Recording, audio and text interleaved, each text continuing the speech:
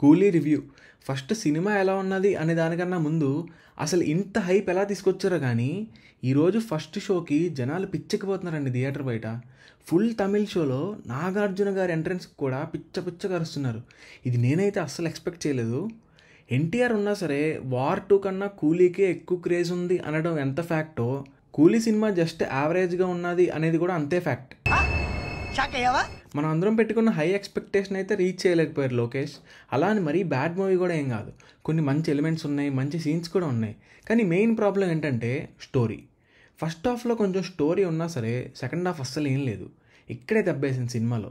నాకు ఒక డౌట్ ఉంది, సినిమా చూసిన వాళ్ళు ఉంటే కామెంట్ చేయండి. ఒక కూలీ సైంటిస్ట్ ఎప్పుడు అండ్ ఎలా అయిపోయాడు అసలు? సినిమా చూసిన వాళ్ళకి అర్థమవుతుంది. Okay, back to the video.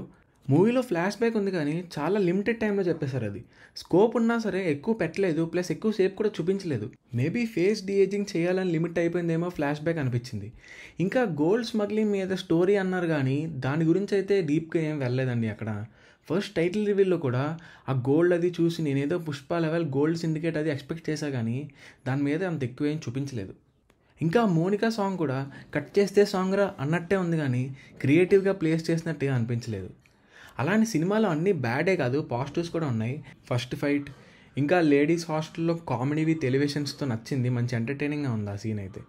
ఇంకా ఫస్ట్ హాఫ్లో సత్యరాజ్ అండ్ శృతి హాసన్ పార్ట్ తర్వాత రజనీకాంత్ గారు ఎంటర్ అవడం, సత్యరాజ్ చనిపోయిన తర్వాత ఇన్వెస్టిగేట్ చేయడం, ఈ పార్ట్స్ అన్నీ ఇంట్రెస్టింగ్గా చూపించారు. లాస్ట్లో వచ్చే ఫ్లాష్ బ్యాక్ సీన్స్కి అయితే ఫ్యాన్స్ పిచ్చెక్కిపోయారు అసలు. కొంచెం ఓల్డ్ మూవీ వైబ్ తీసుకొచ్చారు ఆ సౌండ్ అండ్ వీడియోతో. రజనీకాంత్ గారు ఓల్డ్ మూవీ చూస్తున్నాం అనే ఫీలింగ్ వచ్చింది కొన్ని చోట్ల. అండ్ మూవీలో బిగ్గెస్ట్ పాజిటివ్ మ్యూజిక్ అనే చెప్పాలి. అనిరుద్ బీజిఎం అయితే మాత్రం చాలా చోట్ల సీన్స్ని కాపాడింది. ఫైట్ సీన్స్లో అయితే పవర్ హౌస్ ఇంకా డిస్కో సాంగ్ వాడేశారు మొత్తం. మన కింగ్ నాగార్జున గారి క్యారెక్టర్ నుంచి నేనైతే ఇంకా కొంచెం ఎక్కువ ఎక్స్పెక్ట్ చేశాను, కానీ రెగ్యులర్ విలన్ లాగే ఉన్నది ఈ క్యారెక్టర్ కూడా. బట్ యాక్టింగ్ విషయంలో అయితే మాత్రం జస్టిస్ చేశారు. ఫస్ట్ టైం విలన్గా చేసినా సరే బిలీవబుల్గా బాగా చేశారనిపించింది. ఇంకా మూవీలో చాలామంది యాక్టర్స్ ఉన్నారు కానీ ఉపేంద్ర గారు అండ్ అమీర్ ఖాన్ గారిది అయితే చిన్న క్యామియో రోల్సే. శోభిన్ అండ్ నాగార్జున గారిదే కొంచెం పెద్ద రోల్స్ ఉన్నాయి ఉన్న వాళ్ళల్లో.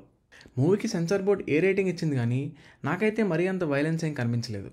సో ఓవరాల్గా చెప్పాలంటే ఫస్ట్ హాఫ్లో కొంచెం ఇన్వెస్టిగేటివ్ మూవీలా ఇంట్రెస్టింగ్ సీన్స్ అయితే జనరేట్ చేశారు.